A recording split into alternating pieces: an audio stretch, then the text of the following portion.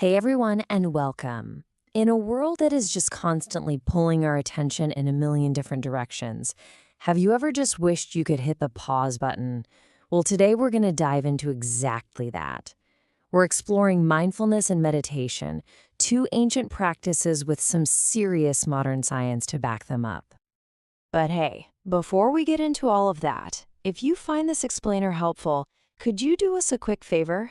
Just take a second to subscribe, click that notification bell, and give this a like. It genuinely helps us make more of these for you. Thanks a bunch.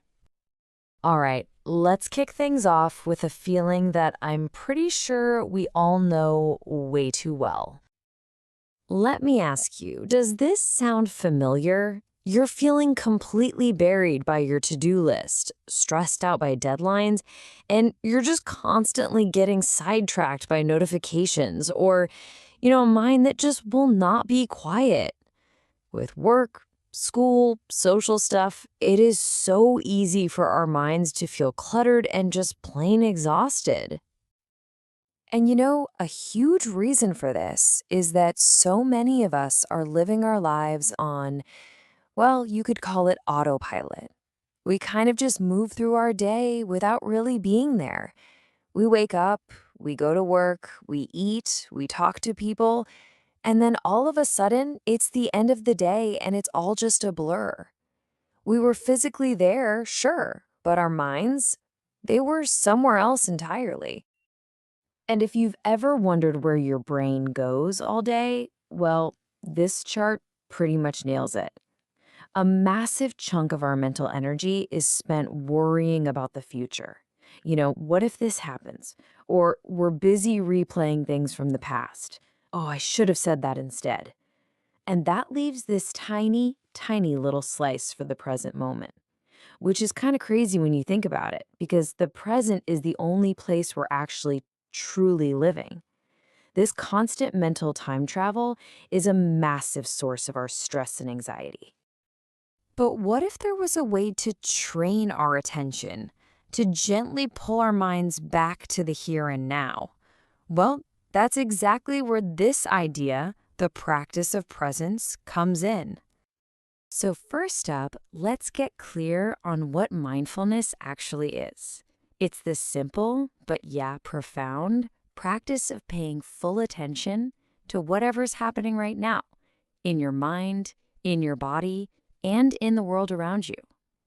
But the most important part is that last little bit, without judging it. This isn't about forcing yourself to feel calm or happy. It's just about noticing what's here as it is.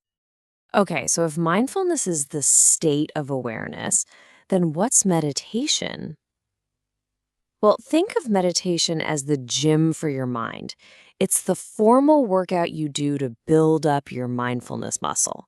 It's about training your attention and maybe most importantly, learning how to just watch your thoughts without getting totally carried away by them. I absolutely love this analogy. It's just so perfect. Picture your mind as this huge open sky, and your thoughts, they're just clouds drifting through. Some are going to be light and fluffy, others might be dark and stormy. The practice of meditation isn't about trying to stop the clouds or push the stormy ones away. Nope, you just sit back and watch them float on by. That simple change in perspective is incredibly powerful. Okay, so this all sounds really nice in theory, but why should you actually care? I mean, what are the real, tangible benefits? Let's take a look at what the science has to say. And here's the thing. These benefits aren't just wishy-washy feelings. They're backed by a ton of research. Practicing mindfulness regularly has been shown to literally reduce stress and lower anxiety by changing the physical structure of our brains. It actually strengthens the part responsible for focus and emotional regulation. That means you become less reactive to stress. On top of that, it improves your focus, helps you sleep better by calming that racing mind, and it can even make your relationships better because you become a more present, engaged listener. Now, this right here, this slide is so important because it busts the biggest myth that stops people from even trying. The myth is that to be mindful, you need to have a totally blank, empty mind, no thoughts, which is, let's be real, impossible. The reality is so much more forgiving and achievable. It's not about stopping your thoughts. It's about changing your relationship with them. You learn to be the observer, not the one caught in the storm. So, are you ready to give it a shot? I promise it's way simpler than you might think. Let's do it together. Let's walk through your very first mindful minute right here, right now. Okay, here we go.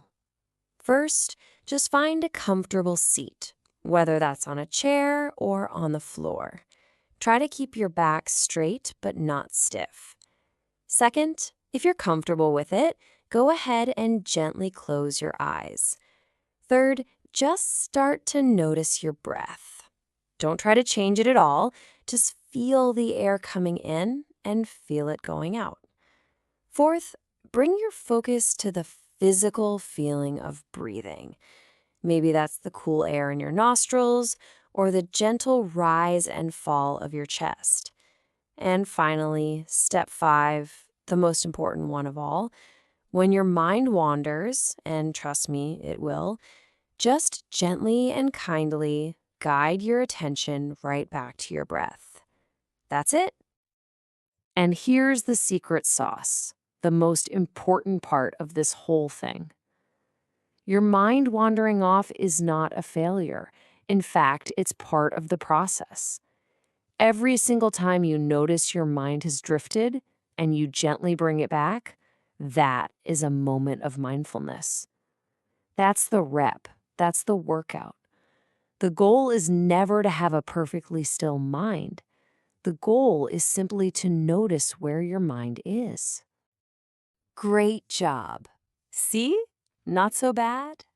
Now, that formal practice is like the training ground, but the real magic happens when you take this skill off the cushion and bring it into your actual everyday life.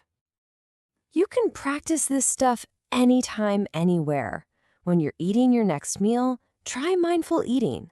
Slow down for just a minute and really pay attention to the tastes and the textures. When you're walking from your car to the store, try mindful walking. Just feel the sensation of the ground under your feet with each step. And this is a big one. In your next conversation, try mindful listening. Instead of just planning what you're going to say next, give the other person your full, undivided attention. And what's so empowering to remember is that awareness isn't some mystical thing you either have or you don't. It is a skill. It's a mental muscle. And just like lifting weights at the gym, the more you practice bringing your attention back to the present moment again and again, the stronger and more natural that awareness is going to feel. And really, this whole entire philosophy can be captured in this one quote. So much of our lives and our energy are lost to yesterday, which we can't change, and a tomorrow, which isn't even here yet. Mindfulness simply reminds us that today, this present moment, is a gift. It's the only place life is actually happening. The only question is, what are we going to do with it? Thanks for watching. Please don't forget to subscribe, turn on the notification bell, like, and leave a comment to support the channel.